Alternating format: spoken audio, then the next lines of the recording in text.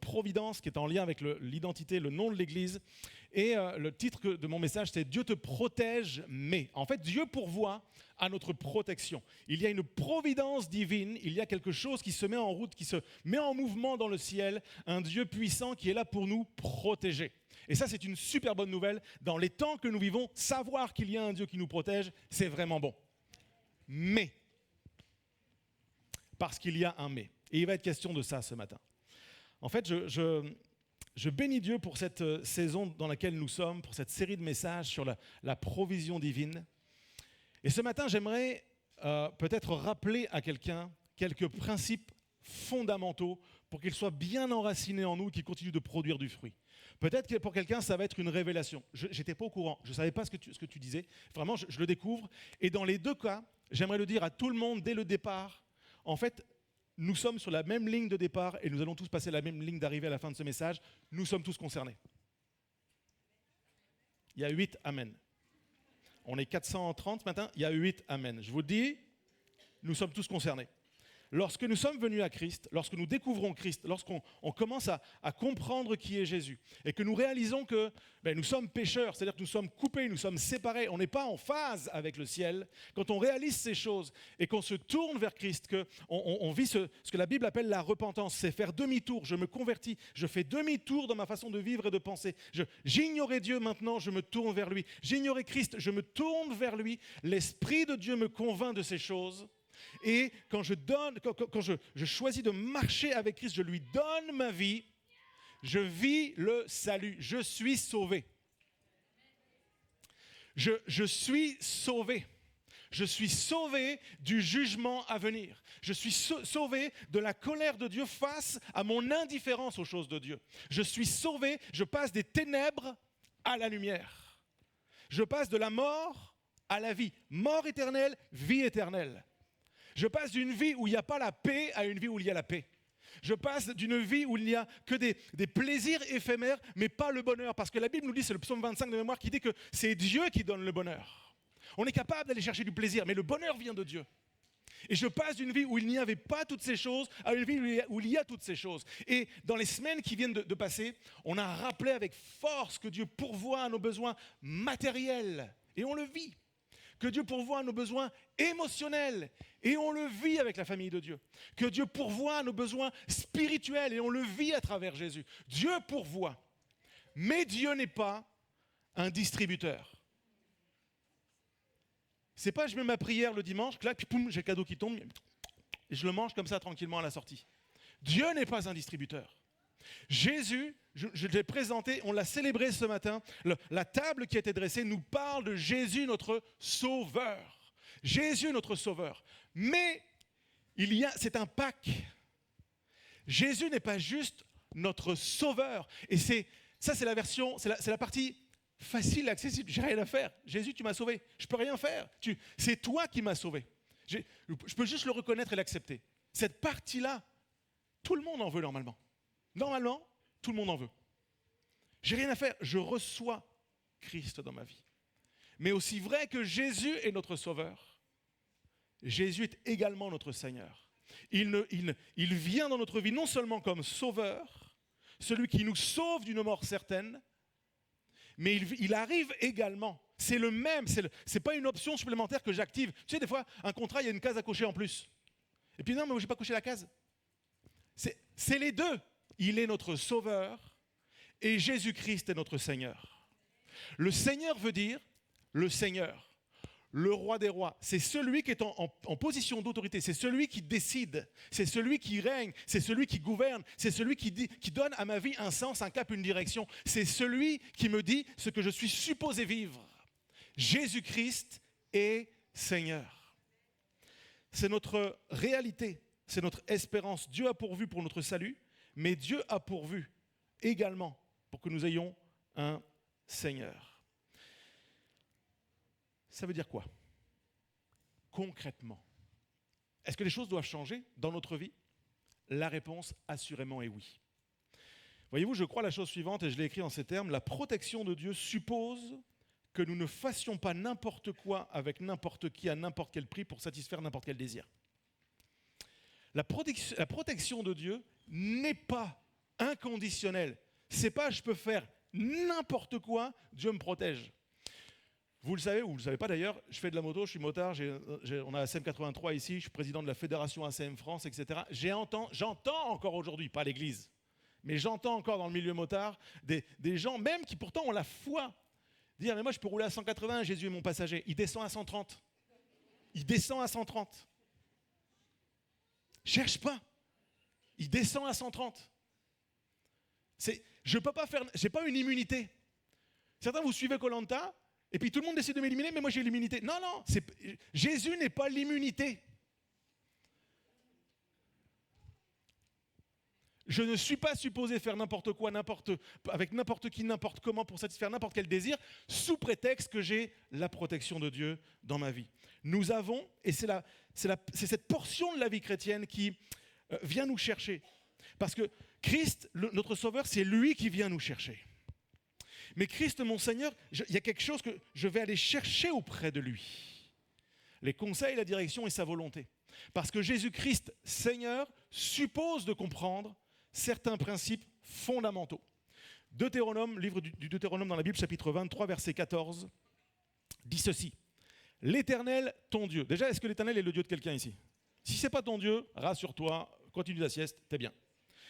Mais si l'Éternel est ton Dieu, l'Éternel, ton Dieu, marche au milieu de ton camp pour te protéger. Amen. Coupe le verset ici, arrête de lire après. Et pour livrer tes ennemis devant toi. Je n'ai pas d'ennemis, pasteur, rassure-toi. Et pour livrer tes ennemis devant toi, tu en as, mais tu ne le sais pas. Je te rassure, on ne lutte pas contre la chair et le sang. Quand je dis ça, ce n'est pas tu as un ennemi au travail ou dans ta famille. C'est spirituellement. Ton camp devra donc être saint pour que l'Éternel ne voie chez toi rien d'impur et qu'il ne se détourne pas de toi. Ah Seigneur, je veux ta protection, je veux être protégé, je veux être en sécurité dans la vie, au travail, à la maison, dans mes affaires, dans mes circonstances, à l'église, partout, je veux être en sécurité. Dieu dit, oui, c'est le programme, mais ton camp doit être saint. Ton camp doit être pur. Et voyez-vous, cette question-là nous pose un vrai problème, surtout dans cette génération. Il n'y a rien de nouveau sous le soleil, mais dans cette génération, c'est encore plus fort qu'avant. Parce que la Bible nous dit qu'à la fin des temps, les hommes diront que le mal, c'est le bien et que le bien, c'est le mal. Et donc, en fait, il y a cette tentation dans notre génération, et c'est en nous, c'est dans notre société, c'est comme ça, de dire le mal, c'est bien et le bien, c'est le mal. Or, il ne nous appartient pas de définir ce qui est bien ou ce qui est mal, ce qui est pur et ce qui est impur. Ça appartient à notre Seigneur, c'est lui qui règne. C'est lui qui dit ce qui est bon et ce qui est mauvais. C'est lui qui dit ce qui est pur et ce qui est impur. Et j'ai écrit ceci, ce qui est impur aux yeux de Dieu doit le devenir au nôtre. Peut-être doit le redevenir au nôtre. Parce que si je ne saisis pas cette dimension, le concept, la réalité que Dieu protège, je vais passer à côté. Et je vais le vivre d'une manière qui est soit négative, soit frustrante, soit à travers des dangers toujours terribles, à travers toutes sortes d'échecs, je vais expérimenter la protection de Dieu, mais ce sera toujours comme trop tard. Et ce matin, à travers deux exemples de la parole de Dieu, je vais vous parler de deux personnages qui ont vécu la protection divine, mais de deux manières totalement différentes. Le premier dont j'aimerais vous parler, c'est Samson. Premièrement, Samson, ou quand nos pulsions nous mettent en danger. Juge 14, verset 1er, nous dit ceci. Samson descendit à Timna, et il y vit une femme parmi les filles des Philistins. Il y a tout dans ce verset, il y a tout. Il y a tout ce qu'il ne faut pas faire. J'explique. Samson est un homme, pour ceux qui ne le savent pas, qui depuis avant sa naissance a été consacré à Dieu. Dieu a dit, voilà, mon peuple est pris avec des Philistins, c'est un peuple qui est là pour tenir le peuple de Dieu esclave, pour l'asservir, pour le piller, pour le voler, pour le détruire, pour l'exterminer. Mon peuple est en danger et je vais susciter un libérateur dans cette génération. Et ce libérateur va s'appeler Samson. Je vais confier cet enfant à un couple qui ne peut pas avoir d'enfant. Je vais manifester ma gloire, je vais pourvoir aux besoins des parents. Et Samson va naître et il y a comme un contrat, une alliance qui a été faite entre Dieu et les parents de cet enfant et cet enfant. Dieu va dire ceci, il faudra que cet enfant s'abstienne, ne prenne pas, ne consomme rien d'impur, pas d'alcool et même pas un grain de raisin. Et là j'en vois, parce que j'ai un super pouvoir, je vous scanne tous, je suis pasteur, j'en vois qui disent « Oh mince !» On est chrétien, on ne peut pas boire d'alcool. Mince! Non. Tu peux boire de l'alcool. Ah! Ouf! Dieu n'a pas de souci avec l'alcool. Jésus a changé l'eau en vin. Il a instauré à travers le vin l'alliance en son sang. Rassure-toi, Dieu n'est pas contre l'alcool. Et tous ceux qui l'aiment disent, c'était un piège, vous êtes tombés dedans. Attention, faut suivre, c'est technique. Dieu n'a pas de problème avec l'alcool. Dieu dit ceci, en revanche, ne vous enivrez pas. C'est de la débauche. Quand tu bois trop, et pareil avec les excès de table, nous sommes appelés à consommer les choses avec modération. Ce n'est pas un personnage, c'est une façon de vivre. Nous sommes appelés à consommer avec modération. Pourquoi? Parce que quand je suis dans l'excès, je me mets en danger, je mets les autres en danger, je mets ma communauté en danger, je mets ma famille en danger, je mets ma santé en danger, je mets tout ce que Dieu m'a donné en danger. Je prends le risque de saboter ma vie. Et juste pour dire que Dieu n'est pas contre l'alcool, mais pour certains, dans certains contextes, il va demander de s'abstenir de certaines choses. Et c'est le cas avec Samson. Samson est doté d'une force surhumaine et d'une intelligence hors norme, comme ton voisin. Ou pas. Bref, Samson, il est hors norme. Mais pour garder ça, pour vivre pleinement ces choses, il doit accepter le contrat que Dieu a passé avec lui. Et il l'accepte, il en est au bénéfice. Il est tellement heureux d'avoir tous les bénéfices. Mais je l'ai déjà dit, il n'y a pas de bénéfice sans sacrifice. Et le sacrifice de Samson, c'est pas d'alcool. Rien d'impur, pas même un grain de raisin. Et on a lu, Juge 14, verset 1er, Samson descendit à Timna. C'est quoi le problème, pasteur, avec Timna? Timna est connu pour une chose en particulier. Ses vignes, sa production de raisins et de vin. Et donc, Samson est en train de dire, oh écoutez, j'en ai marre avec tout ça. Ça suffit maintenant, laissez-moi tranquille, oh j'en peux plus, oh c'est bon, je suis fort, oh c'est bon, Dieu me protège. Donc, je vais à Timna. Je vais dans un endroit qui est connu pour sa production d'alcool et c'est un endroit où les Philistins font la fête. Oh là là, on va se réjouir. Oh, ça va être bien. J'en ai marre, ça fait trop longtemps que je suis frustré. Et il faut que j'y aille, faut que je me réjouisse avec les autres. Et Samson va y aller parce qu'il y a dans son cœur cet appétit. J'ai envie de vivre comme tout le monde. J'ai envie d'arrêter d'être à contre-courant, d'être contre-culture. Je veux la même chose que les autres. Et il y va parce qu'il y a une deuxième motivation. Il y a une femme. Il y a quelqu'un. Et j'aimerais tout de suite purger la version romantique. Soyons très clairs. Dieu n'est pas contre le couple, il est l'inventeur du couple. Dieu n'est pas contre le romantisme, il nous appelle à nous aimer. Marie, aime ta femme, femme, aime ton mari. Il y a quelque chose qui est beau. Ça nous parle du royaume de Dieu, de Jésus qui aime l'Église, qui se sacrifie pour elle, qui se livre pour elle. Amen. Mais il y a également dans la parole de Dieu des principes fondamentaux sur les relations que nous avons. Relations saines, relations pures, par convenance, par honneur, usez de prévenance réciproque. Veillez à la manière avec laquelle vous vous parlez. On ne se juge pas, on ne se calomnie pas, on ne parle pas en mal les uns des autres, on ne se critique pas, on ne se ment pas, on parle en vérité à notre prochain. Il y a un appel à considérer les autres comme étant supérieurs à nous-mêmes. Le monde irait tellement mieux si on vivait le principe divin. Dans ta famille, ça irait mieux avec ce principe divin. De se servir les uns les autres. Pas de se servir les uns des autres, mais de se servir les uns les autres. C'est tellement puissant. Et pour le domaine du couple, Dieu a demandé de l'envisager exclusivement sous l'angle du mariage. De vivre l'intimité sous l'angle du mariage. Qu'en dehors du mariage, la Bible appelle ça l'impureté, l'impudicité et la débauche. Ah, ça ne règle pas tes affaires, je sais. Mais c'est le principe divin. Et Samson, lui, il va à Timna. C'est pas pour revivre une histoire d'amour romantique, c'est pas Roméo et Juliette, on va réconcilier deux peuples, les Philistins et nous. Je vais faire une promesse à Babel, Happy End, Walt Disney, la chanteuse Bouclette, elle arrive et ça commence à chanter, c'est merveilleux, tout le monde pleure. C'est pas ça l'histoire. Il veut une femme et je vais, parce qu'il y a des oreilles sensibles ce matin, pas aller plus loin. Lui, il veut juste prendre cette femme. C'est son objectif. Il est sur un chemin de destruction, sur un chemin de perte, sur le chemin que Dieu ne veut pas. Et, qu'on se comprenne bien, autant Dieu lui avait dit, rien d'impur, pas de raisin, pas d'alcool, mais Dieu ne lui a pas du tout interdit d'être en couple. Ça c'est autre chose. Samson pourrait bâtir un couple, une famille, se marier, etc. Il n'y a aucun souci.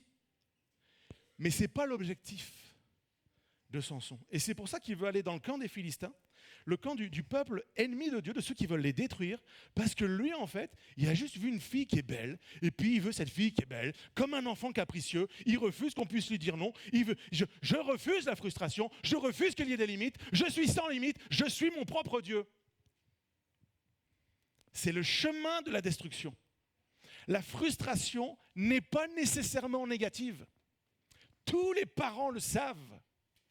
Si tu ne dis pas non à ton enfant, à 5 ans, il décide de tout. Il décide ce que tu manges, quand tu le manges, avec qui tu le manges et même où tu le manges.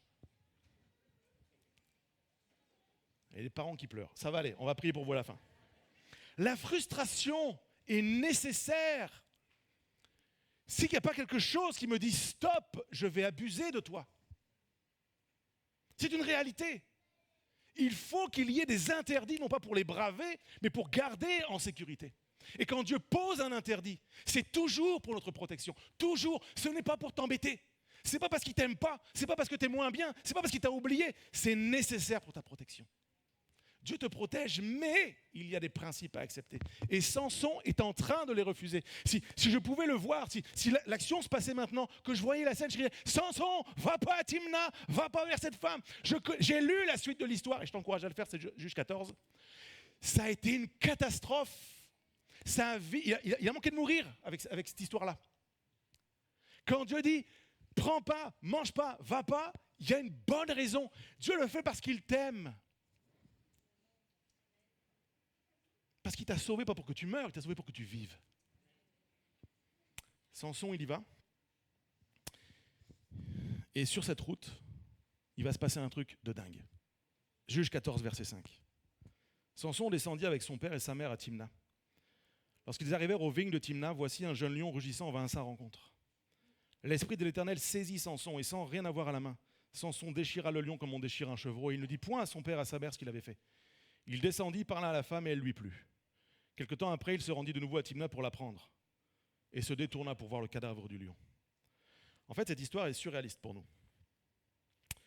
Parce que quand on essaie d'imaginer la scène, il y a un gars qui prend un mauvais chemin, il va dans une ville où il n'est pas supposé aller pour consommer des choses qu'il n'est pas supposé consommer et faire des choses avec une femme qu'il n'est pas supposé faire. Et en route, il y a un lion qui sort. La Bible nous met en garde. Elle nous dit que le diable est comme un lion qui rôde, un lion rugissant qui rôde, cherchant qui il va dévorer. Et en fait, cette scène incarne, illustre, manifeste dans le monde naturel un principe spirituel. Le lion va sortir et Samson va le déchirer en deux. C'est spécial quand même. Pardon aux défenseurs de la cause animale, mais c'est un autre temps. Okay, il déchire, comme on déchire un chevreau. Je n'ai jamais déchiré de chevreau personnellement, mais apparemment dans la Bible c'est assez évident, on peut déchirer des chevreaux. J'ai jamais fait ça, j'espère ne jamais avoir à le faire, mais en tout cas c'est la réalité de cette histoire. Samson va le déchirer, mais on l'a lu, et je vais juste le relire pour que ce soit bien clair. L'esprit de l'Éternel saisit Samson. La bonne nouvelle pour nous, et de quoi ça parle dans notre vie ici 2024 à Toulon maintenant, ici tout de suite pour toi et moi, ça veut dire que quand je suis sur un chemin de destruction, quand je suis sur le chemin de la tentation, quand je suis sur le chemin de l'erreur, quand je suis sur le chemin de l'immoralité, de l'impudicité, des choses qu'il ne faut pas faire, pas vivre, que Dieu désapprouve, toutes celles et tous ceux qui se réclament de Jésus qui est leur sauveur, tu peux compter sur l'assistance du Saint-Esprit pour te saisir et t'amener à réaliser que sur ce chemin, il y a un danger et tu peux prendre une victoire. Tu peux prendre la victoire. On insiste tellement souvent dans cette église avec Christophe sur l'action de l'Esprit de Dieu, mais c'est pour cette raison. Sans l'Esprit de Dieu, Samson est mort. Samson est mort. Avec l'Esprit de Dieu, tu déchires le lion. J'ai écrit ceci. L'Esprit de Dieu veut nous saisir aujourd'hui encore pour nous aider à nous détourner de ce qui causerait notre perte sans son intervention. Dieu veut te protéger. Laisse-toi saisir, laisse-toi remplir, laisse-toi attirer par l'Esprit de Dieu. Il veut, sur le chemin de la destruction, parler à ton cœur, t'amener à prendre position t'amènes peut-être pas à déchirer un lion physiquement là, mais déchirer celui qui veut te déchirer. Déchirer l'idée qui veut te déchirer, qui veut te détruire. Et normalement, à ce moment-là, quand tu as vécu ça, quand tu es Samson, là, logiquement, tu dis « Waouh, j'ai déchiré un lion. J'ai déchiré un lion. Hé, papa, maman, j'ai déchiré un lion. Il y a du monde. J'ai déchiré un lion. J'ai vécu un exploit. Waouh, l'Esprit de Dieu m'a saisi. J'ai gagné. » Samson en fait un non-événement. Samson vient de vivre un moment de puissance. Il fait comme si ce n'était pas arrivé. Et il continue en direction de la catastrophe. Ça me parle de toutes les fois où on va venir à l'église, on va vivre des temps de jeûne et prière, on va vivre des temps dans la présence de Dieu, puis ça fait du bien, on a pleuré, on a été visité, on s'est senti fort, on a senti quelque chose se passer en nous, on a pris des décisions dans les larmes, on a pleuré. Une semaine après, il reste quoi? Timna, du vin et des femmes. C'est pas possible. C'est pas possible. C'est pas le projet. Samson va aller à Timna. Il va parler avec cette femme, il va retourner, et puis il va la prendre, traduisez, il va coucher avec elle. Et je vous le redis, lisez la suite, c'est une catastrophe. Catastrophe, il va manquer de mourir. Et ce qui est fou, c'est que toute la vie de Samson, ça va être ça. Il sait ce que Dieu veut, mais il veut faire autrement. Et donc à chaque fois, il va se retrouver dans des situations pas possibles. Il a manqué de mourir plein de fois, Samson. Et à chaque fois, l'Esprit de Dieu intervient. Chaque fois, il va crier à Dieu. Chaque fois, il va appeler Dieu au secours. Et à chaque fois, Dieu va le bénir. Et voyez-vous, je crois que ça parle dans nos vies. Je m'explique.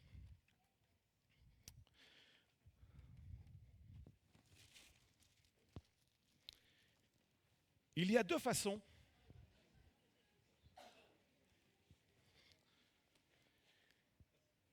Il y a deux façons de considérer la protection de Dieu. La première, c'est la version Samson. Dieu est son canot de sauvetage. Le bateau de sa vie coule et le gars, à chaque fois, il le sait. Il sait que Dieu va lui venir en aide. Et tu le sais, Dieu va te venir en aide. Dieu ne peut pas se renier. Dieu t'aime vraiment. Tu ne peux rien faire pour que Dieu t'aime moins et tu ne peux rien faire pour que Dieu t'aime plus. Mais je sais une chose, l'Éternel est près de ceux qui le craignent et tu peux compter sur son secours. Dieu viendra toujours à ton secours. Mais soit Dieu est ton canot de sauvetage au moment où tu es en train de couler, ou bien tu choisis Dieu comme capitaine du bateau. Dans les deux cas, tu seras au bénéfice de la protection de Dieu, mais on ne le vit pas du tout de la même manière. Soit le bateau coule et il ne me reste plus que ça, soit je suis avec le capitaine du bateau. Samson a choisi le canot. Un autre homme de la parole de Dieu a choisi d'avoir Dieu comme capitaine. Cet homme, c'est Daniel. Et j'aimerais vous emmener dans ce texte, et c'est la deuxième pensée que j'aimerais développer. Daniel, ou quand vivre droitement nous conduit dans l'épreuve. On lit ensemble Daniel 6, verset 17. Le roi donna l'ordre de faire venir Daniel et de le jeter dans la fosse aux lions. En fait, Daniel va passer à 2 doigts de mourir dévoré par des lions. Je pense que l'expérience tente personne. C'est paradoxal parce que tu as un Samson qui est sur le chemin de la bêtise. Dieu le rend capable de déchirer le lion. Et tu as un Daniel qui, lui, manque d'être dévoré par des lions. C'est particulier quand même l'histoire. Et pourquoi est-ce qu'il manque d'être dévoré par des lions? Résumé de l'histoire, il est à un poste qu'il occupe et il est, en gros, on va appeler ça au gouvernement du pays. Et il y a la faveur de Dieu sur lui. Tout ce qu'il fait, ça marche. Et les gens, ils n'en peuvent plus. Ses collègues, ils sont jaloux, ils en ont marre de lui et ils cherchent un plan. Comment on va se débarrasser de Daniel? C'est fou. Tu fais les choses comme il faut, puis les gens, ils sont jaloux et ils veulent ta perte. Je sens que ça parle à quelqu'un. La faveur de Dieu sur ta vie peut rendre les autres jaloux. Alors les autres, qu'est-ce qu'ils vont faire? Eh bien, ils vont monter un plan. Ils vont aller voir le roi qui est bourré d'orgueil, bourré d'ego. Il s'appelle Darius. Et ils vont dire à Darius, on a une idée. Vote une loi qui dirait que pendant 30 jours, on ne peut plus prier personne d'autre que toi. Et le gars, forcément, tu flattes son ego. Il dit, c'est une bonne idée. On va faire ça. On va faire ça. Sauf que Daniel, il ne va pas prier un homme. Daniel, il ne va pas faire monter ses prières à Darius. Et Daniel est face à un choix, c'est soit je fais silence et pendant 30 jours, je vais prier dans mon cœur. Je vais arrêter de témoigner, je vais vivre ma foi en cachette. Je vais dire à personne que j'aime Dieu passionnément. je vais faire comme les autres. Et puis au bout des 30 jours, je vais revenir dans la maison et je vais prier mon Dieu. Et des fois, on pourrait être comme ça, alors pas sur 30 jours. Le dimanche, on est Alléluia, Alléluia. On est à fond. Lundi, faut dire à personne. Faut pas vivre sur nous comme un chrétien. Ça va se savoir. Ils vont le voir, ils vont l'entendre. Et Daniel nous dit, la protection de Dieu, c'est pas ça. Daniel, il entend la loi, il dit, ok, faites ce que vous voulez. Il retourne chez lui, il est chez lui dans sa sphère privée, et le gars, il va comme à son habitude. Le gars, il fait ça 3 fois par jour. Alors, je ne veux pas opposer une loi sur personne, mais 3 fois par jour, le gars, il se tient dans la présence de Dieu et il parle à son Dieu. Et ça se sait. Et il va se faire gauler en flagrant délit de prière. Truc de dingue. Un scandale. Dans sa génération, c'est un scandale. Parfois, dans la nôtre, ça pourrait l'être aussi. J'ai pas réalisé, mais je dirais pas qui, je vais pas le mettre mal à l'aise, mais cette semaine, j'ai croisé un frère dans un supermarché. Il passe par un moment difficile.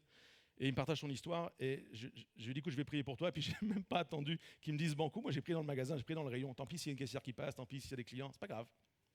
J'ai prié pour lui, là, comme ça, dans le magasin. Des fois, je comprends que ça puisse gêner. Il y en a, ils vont dire, si on le croise dans un magasin, on se sauve.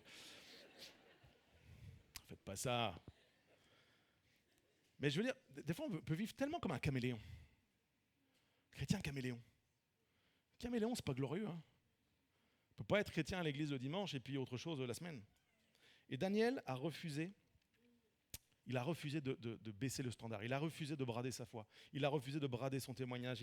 Il a refusé tout ça. Il n'a pas été dans la provocation. Ah ok, c'est comme ça. Je vais sur les places publiques. Je ne le faisais pas avant. Et là, je commence à crier. Non, pas du tout. Le gars a gardé en fait cette attitude de vie de dire je vais continuer de m'adresser à mon Dieu. Je le fais à la maison. Et puis je ne vais pas parce qu'on m'a interdit de prier. Je ne vais pas arrêter de prier. Et Daniel a compris quelque chose.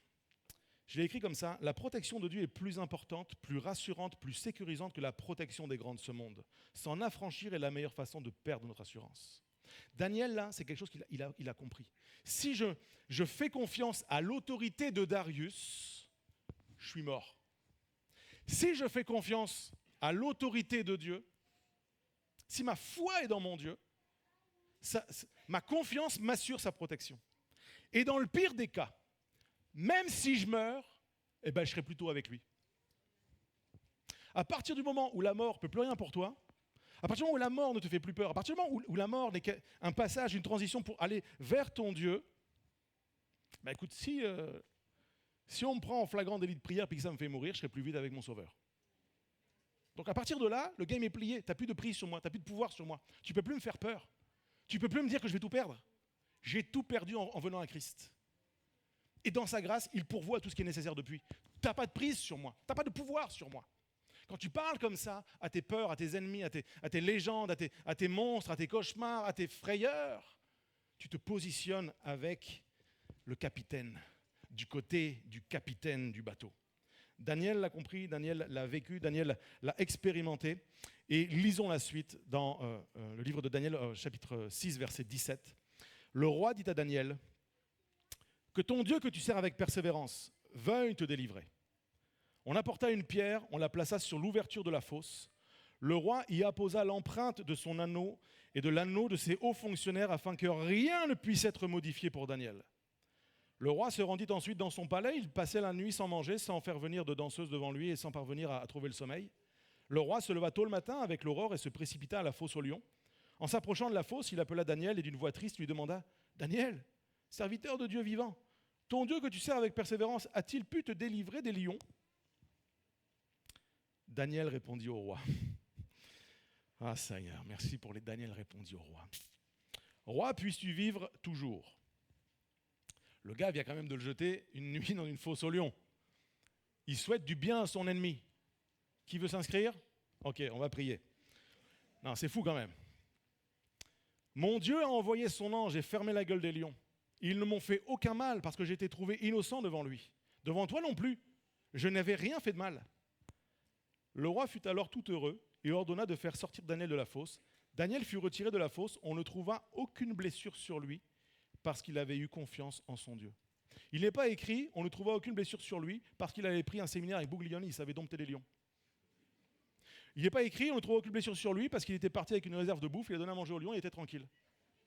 Il n'est pas écrit, on ne trouve aucune blessure sur lui parce qu'il était plus intelligent que les autres. Parce qu'il avait plus de réseaux, parce qu'il avait plus d'amis Facebook ou plus de je sais pas quoi. On ne trouva aucune blessure sur lui parce qu'il avait eu confiance en son Dieu. Pas juste en son Sauveur, en son Seigneur. Dieu a protégé Daniel en fermant la gueule des lions, parce que Daniel a fermé la gueule du lion dévorant, de l'ennemi de son âme, en faisant des choix fidèles, puissants et déterminés. Et il faut comprendre ceci.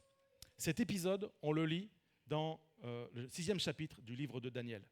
Mais Daniel n'a pas commencé à se confier en Dieu au moment où on le jette, au moment où il voit les lions. Daniel a commencé bien plus tôt. Et quand on lit le livre de Daniel, ça commence donc avec le chapitre 1er, et dans le chapitre 1er, verset 8, si je ne dis pas de bêtises, Daniel résolut de ne pas se souiller.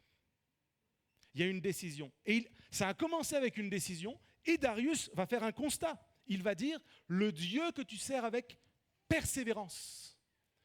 Persévérance veut dire que ça n'a pas commencé il y a 20 minutes. Ça fait longtemps. Tu as pris une décision et tu persévères.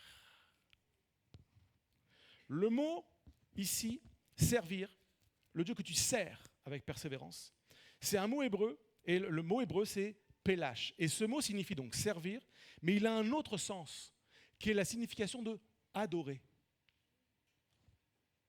Le Dieu que tu sers, c'est le Dieu que tu adores. Le Dieu que tu adores, c'est celui que tu sers. Et je bénis Dieu pour les hommes et les femmes qui ont compris ça. Parce que ça fait toute la différence. C'est ce qui fait que l'Église est l'Église. Par exemple, aujourd'hui, l'Église, on en a parlé tout à l'heure, elle a de l'impact, elle rayonne, elle est appelée à plus, elle est appelée à se diffuser, à se répandre, à implanter, etc. etc. Et pourquoi c'est possible ? Parce qu'il y a des hommes et des femmes qui, depuis des générations, servent et adorent. Parce qu'il y a des hommes et des femmes qui, ce matin, se sont levés plus tôt que nous tous pour venir préparer dans des petites coupelles en plastique du pain et du jus pour qu'on puisse prendre le repas du Seigneur ensemble. Et j'aimerais qu'on puisse les remercier parce que c'est pas normal. Merci pour le service. Ça parle de gens qui adorent Dieu et qui se mettent à notre service. Ça parle de l'équipe technique hier, quelques-uns, Patrick, Arnaud, Jean-Marc et Norbert, qui sont venus. Vous ne le voyez pas, c'est derrière le rideau. Mais moi, je m'en fous, je vais derrière le rideau. Derrière le rideau, derrière tout ce bazar-là, il y a toute une implantation qui a été refaite d'un point de vue électronique. Et je vais vous passer les détails techniques, ça ne vous intéresse pas, mais juste pour vous dire qu'il y a des gars qui ont sacrifié un samedi quasi toute la journée pour servir parce qu'ils adorent. Et comprenez, le but là, c'est pas de failloter ou je sais pas quoi. C'est pas ça l'idée. Je veux juste te dire que ce que tu fais semaine après semaine avec persévérance, les décisions que tu prends de servir, de donner, Dieu le voit comme de l'adoration. Et Dieu est honoré. Ton service, ce que tu fais n'est pas vain. Quand tu sers avec les enfants, ce n'est pas vain. Quand tu joues de la guitare, ce n'est pas vain. Quand tu fais l'accueil, c'est pas vain. Quand tu parles au gars sur le parking qui veut nous... C'est pas vain. Vous qui regardez cette vidéo, il y a quelqu'un qui s'est levé ce matin plus tôt pour venir faire les réglages de la caméra. C'est pas vain, ça sert à quelque chose. Ce que vous faites n'est pas vain. L'argent que vous donnez, on ne part pas aux Bahamas avec. Ça sert à la propagation de l'évangile. Ce n'est pas vain. Et Dieu, quand on sert, est adoré. Et on voit que ça a fait toute la différence dans la vie de Daniel. C'est quelque chose que si tu ne le vis pas, tu peux le savoir, mais tu ne le comprends pas pleinement. Mais quand tu rentres dans cette vie de Daniel, ça fait toute la différence. Le Dieu que tu sers avec persévérance. Le mot persévérance, il est puissant. C'est le mot hébreu tédira. Et tédira veut dire donc persévérance, mais veut dire constamment à chaque jour. C'est pas par période. C'est pas en ce moment, je suis dans un bon mood. C'est la phrase du siècle. Je suis dans un bon mood. Comme je suis dans un bon mood, alors je vais faire quelque chose. C'est pas ça l'adoration. C'est dans les bons comme dans les mauvais jours. Seigneur, tu as donné, Seigneur, tu as repris. Malgré tout, je dirais que ton nom soit béni. Persévérance, chaque jour, constamment, chaque jour. Pourquoi ? Parce que les bontés de l'Éternel se renouvellent pour nous chaque matin. Pourquoi ? Parce que Jésus a dit, je serai avec vous chaque jour, jusqu'à la fin. je suis appelé à vivre avec la protection de Dieu en la considérant de cette manière. Mon Dieu est présent chaque jour. Voyez-vous, je crois que dans cette fosse au lion, cette fosse nous parle de quelque chose. Encore une fois, a priori, personne ne devrait passer sa soirée dans une fosse avec des lions. Normalement, personne. Mais de quoi ça parle dans notre vie? En fait, les lions représentent ici, nous parlent en tout cas, de ce qui pourrait venir nous détruire, nous mettre en danger, nous dévorer. Et je crois qu'il y a plein de choses qui peuvent nous dévorer. Quand tu prends position, je me souviens de cette période-là où j'étais fiancé et avec celle qui est devenue mon épouse, Sandy qui n'est pas avec nous ce matin, mais avec mon épouse, avec ma fiancée à l'époque, nous n'avions pas de rapport intime. Pourquoi? Parce que Dieu l'a posé dans le cadre du mariage. On m'a pris pour un dingue, on s'est moqué de moi. Ouais, pourquoi tu fais ça? Ça n'a pas de sens, ça n'a pas de sens. On est en 2020, je ne sais pas combien. On n'était pas en 2020 d'ailleurs, c'était il y a 24 ans. Donc c'était il y a 2000. Détends-toi. Et est-ce que je regrette? Non! Pourquoi? Faveur de Dieu. Faveur de Dieu. Tu ne peux pas regretter quand tu vis avec la faveur. On peut se moquer de toi, mais on ne peut pas te mordre. Toutes les fois, tu vas prendre position pour dire « je ne vais pas dans cette soirée » parce que je sais que ça va être mondanité sur mondanité. Ça va être de l'alcool, ça va être des produits, des substances, ça va être de la légèreté, ça va être de la sensualité, ça va être de la calomnie, ça va être de la critique. Je choisis de dire non. Ah, mais t'es nul depuis que tu vas à l'église, surtout depuis que t'es chrétien. Oh, t'es triste. C'est vous qui êtes triste. Faire la fête veut dire se déchirer. Oh, allume un peu. Tu vas avoir mal à la tête. Alors, ça va peut-être sauver Doliprane, mais ce n'est pas le projet quand même. Ça ne peut pas être ton objectif de vie. Allume. Au boulot. Ah, écoute, on ferme les yeux là. Prends. C'est pas grave. Dis pas tout. Chut, allez. Non, je choisis de payer plus cher. Il est fou ce type. Il est fou ce type. Non, je vis avec la faveur. Je suis protégé par la faveur. Donc, ok, mon chemin va peut-être être plus long. C'est sûr, il va être plus compliqué, plus tortueux. Mais il mène à la vie. Il mène à la vie. Ton chemin, il est large, il est spacieux, mais il mène à la mort. Moi, mon chemin, il est resserré, mais il mène à la vie. Et ce chemin, il porte un nom, il s'appelle Jésus.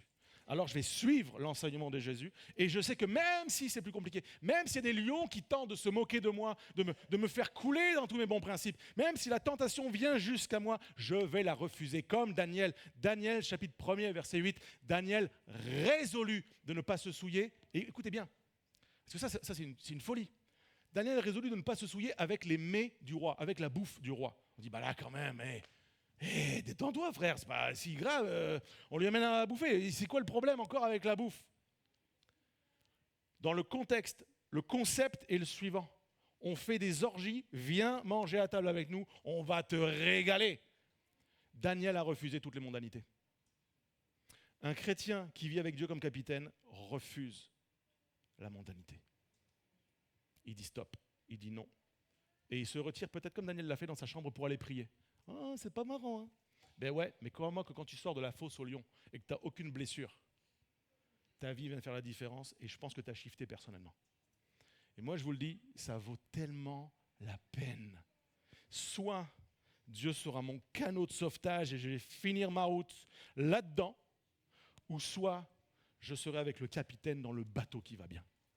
J'ai choisi, je veux vivre dans ce sens-là. Certains pourraient se dire, mais pasteur, si Dieu nous protège, pourquoi la fosse au lion? À la limite, je sais pas, il fait tomber du ciel, du feu, tout le monde meurt, puis il ne reste plus que Daniel. C'est vrai ou pas? C'est possible, Dieu peut tout. Oui, mais quand Daniel sort, il peut témoigner. Quand Daniel sort de la fosse au lion avec aucune blessure, il le dit. Il le dit, regarde, je ne suis pas blessé. Tout le monde meurt en passant par la fosse. Moi, je n'ai même pas une griffe. Pourquoi? Dieu. La puissance du témoignage de quelqu'un qui est sorti de la fosse au lion est extrêmement plus puissant que quelqu'un qui n'est pas passé par la fosse au lion. J'ai écrit ceci, si Dieu ne nous épargne pas la fosse au lion, il est parfaitement capable de les rendre inoffensifs. Pendant que les musiciens s'approchent, j'aimerais terminer ce message et vous dire que Daniel n'est pas sorti muet de la fosse. Et son témoignage est puissant. Verset 23. Mon Dieu a envoyé son ange et fermé la gueule des lions. Il ne dit pas c'est moi qui l'ai fermé parce que je suis le meilleur. Écoutez bien. Mon Dieu a envoyé son ange, il a fermé la gueule des lions. Ils ne m'ont fait aucun mal. Pourquoi ? Parce que j'ai été trouvé innocent devant lui. Devant toi non plus, je n'ai rien fait de mal.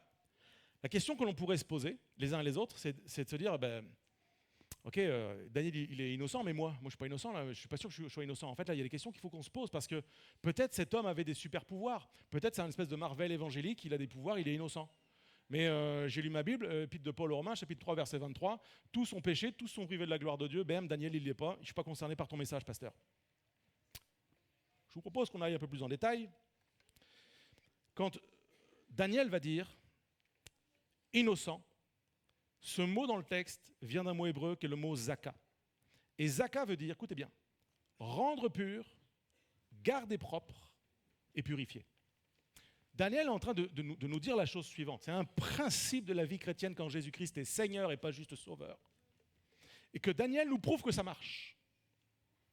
Daniel est en train de nous dire, innocent n'est pas un label, n'est pas l'immunité de Koh-Lanta. Innocent, c'est je choisis de travailler à ce qu'il n'y ait rien d'impur aux yeux de Dieu, et pas aux yeux de moi, aux yeux de Dieu dans ma vie. Et j'y travaille chaque jour. Je fais le ménage tous les jours. Les amis, on envoie des gens sur la Lune, on envoie des gens dans l'espace, ils reviennent sur Terre.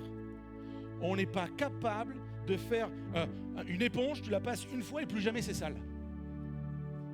C'est vrai ou pas ? Tu as fait le ménage à fond chez toi. Tu n'as pas fait que dedans, tu es parti en vacances. Tu rentres, c'est sale. C'est quoi le délire ? Elle est où l'embrouille ? Le monde naturel nous parle de principes spirituels. Il nous faut faire le ménage. Je n'attendais pas de amen, rassurez-vous. Nous devons faire le ménage.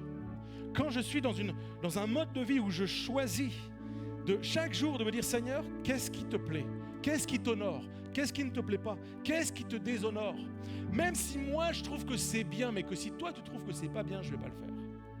Dans une relation d'amour, si je trouve que c'est bien par exemple d'avoir plusieurs partenaires et d'avoir plusieurs femmes dans ma vie, mais que ma femme trouve que c'est pas une bonne idée, je profite, elle n'est pas là ce matin, je mets tout. Si ma femme trouve que c'est pas une bonne idée, par amour pour elle, je vais refuser. Par amour pour moi, je vais refuser elle. Dans notre relation avec Jésus, notre Sauveur, Jésus, notre Seigneur, je suis au bénéfice de sa protection, ça n'a rien de magique. Il n'y a pas une élite religieuse ou spirituelle, de l'ancienneté ou je ne sais pas quoi. Ça parle de quelqu'un qui aime.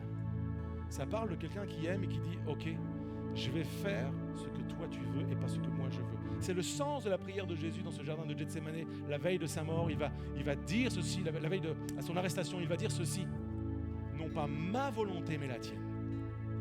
Et Dieu l'a protégé même de la mort. Il l'a traversé. Il fallait qu'il meure pour nous, mais il a traversé la mort. Zaka.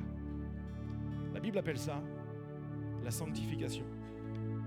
C'est le fait de rendre quelque chose saint. Quelque chose qui était impur, on le rend pur. La puissance de Dieu dans notre vie fait que quelque chose qui est impur peut devenir pur. Hébreux 12, verset 12, « Fortifiez donc vos mains languissantes et vos genoux affaiblis, et suivez avec vos pieds des voies droites, afin que ce qui est boiteux ne dévie pas, mais plutôt se raffermisse. Recherchez la paix avec tous, et la sanctification, sans laquelle personne ne verra le Seigneur. » Sous-entendu, quand tu vis la sanctification, tu vois la main de Dieu. Daniel l'a vu dans la fosse. La main de l'ange a fermé la gueule des lions. Tu veux voir la main de Dieu dans ta vie ? Je fais les choix de Daniel. Que Jésus puisse être non seulement ton sauveur, mais également ton Seigneur. Qu'il puisse être le capitaine du bateau et pas juste le canot de sauvetage, sans aucun mépris pour le canot de sauvetage. Peut-être certains aujourd'hui vous êtes dans le canot de sauvetage, vous êtes en train de vous débattre dans ce canot de sauvetage. La bonne nouvelle de l'évangile, c'est que tu n'es pas obligé de rester dans le canot de sauvetage. Tu peux repartir à zéro, tu peux redémarrer et prendre Jésus comme capitaine du bateau. Et c'est l'occasion aujourd'hui de le vivre pleinement. Alors j'aimerais faire quelque chose pour terminer ce message. Je vous laisse avec cette pensée et ce verset.